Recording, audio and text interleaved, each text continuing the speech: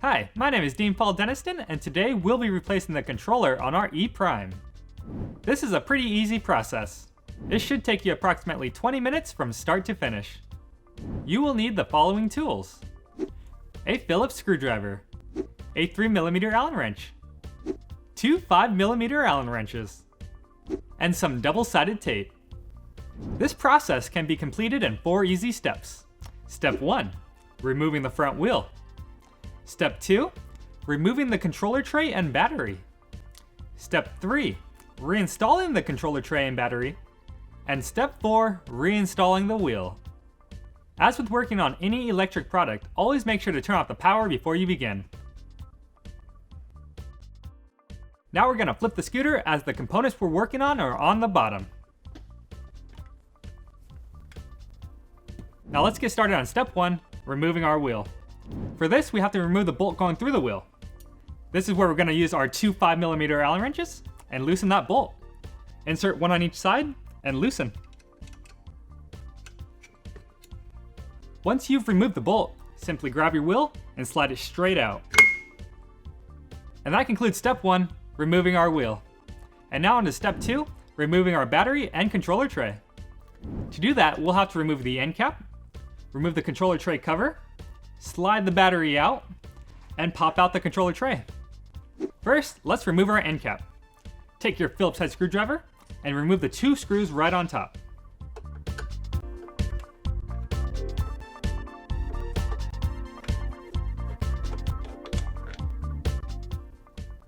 The screws are out, now slide your end cap straight out.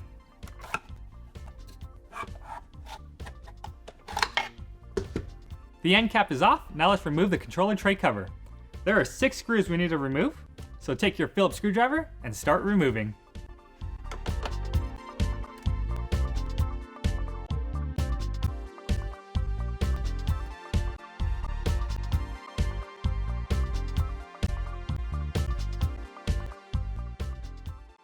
The 6 screws are out, now you can remove the cover by lifting from the bottom. And set it aside. Now let's move on to removing the controller tray. To do this, we have to disconnect all the wires to the controller. You don't have to worry about keeping track of what plugs where, as they all only plug in one way.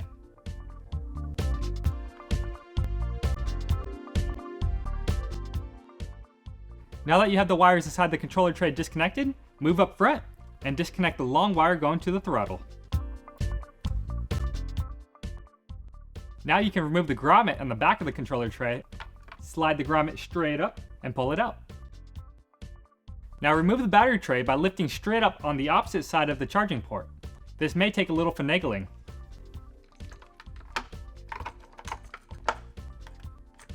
Once you got that side out, slide the rest of the tray out gently and pull the wires for the battery out the hole and slide the throttle wire all the way down along the battery. The controller tray is now out, but before we can install a new controller, we have to remove the battery so we can route the wires to the controller. So take your controller tray and set it aside. To remove the battery, we have to first remove the bracket and the rubber grommet. Take your 3mm Allen wrench and remove the 4 screws holding the bracket on. There are 2 screws on each side and 2 in the middle.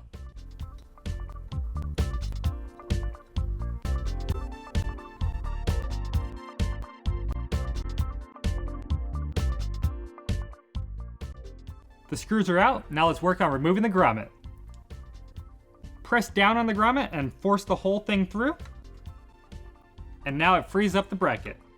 Unplug the battery cable by pinching down and separating. The bracket is free to move, now slide it out. Feed the wires through the hole in the bracket. And set it aside. Now the grommet can be lifted through with ease. Pull the wires out of the grommet and set it aside. Next, feed the wires back through the hole in the frame.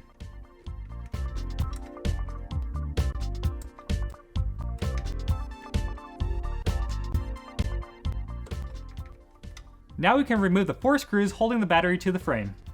Take your Phillips screwdriver and remove the 4 screws.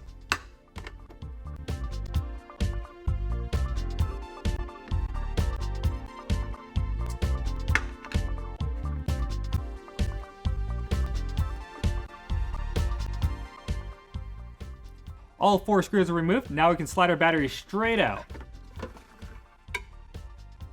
And that concludes step 2, removing our battery and controller tray. And now on to step 3, installing our new controller and reinstalling our battery. Take your brand new controller. Remember, only use genuine Razer products. Take your double-sided tape and apply it to the bottom. Now take your controller with the tape and set it in the controller tray. Press down gentle but firm. Take your controller tray. The cable should be running out of the back and along the side. Feed the cable all the way through and grab onto it. Now before we can set the controller tray all the way in, we have to insert the battery.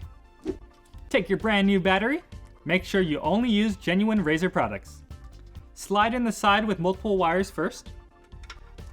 Gently slide the battery down. Now from the bottom, grab the wires coming from the battery and slide them through the hole in the controller tray.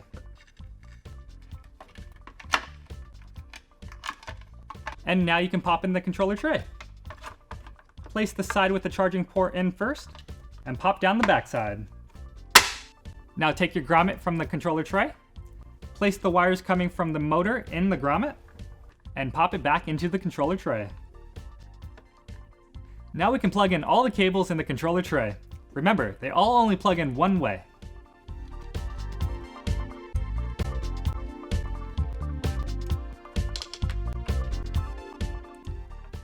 The controller is now all plugged in, so let's take our controller tray cover, set it on top, pop it into place, and screw it back together.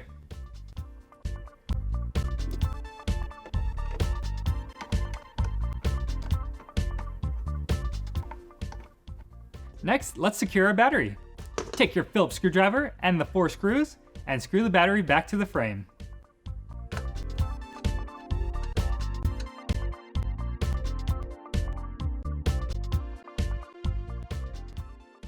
The battery is now secure, so let's take our bracket and slide it in. And then take your 3mm Allen wrench along with your 4 screws and start securing it.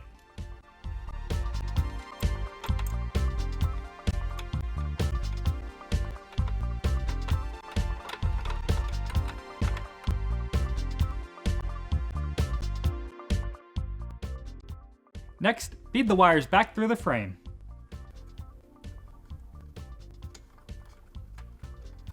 Next, take your grommet, pop the wires into it,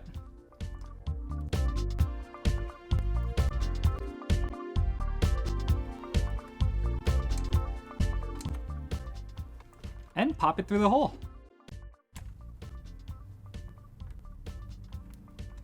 Now plug in your 2 wires.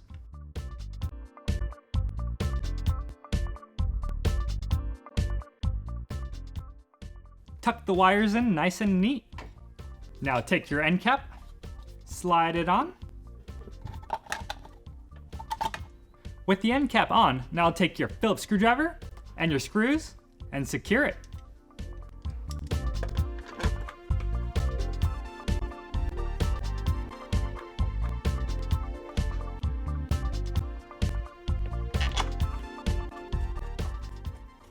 And that concludes step 3, reinstalling our battery and installing our brand new controller. Now on to step 4, reinstalling our wheel. Take your wheel, pop it into place, line up the holes. Now take your axle and bolt and slide them through.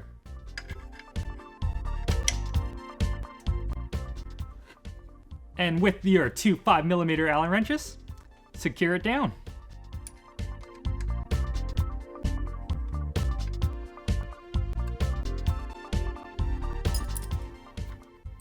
And that concludes step 4, reinstalling our wheel.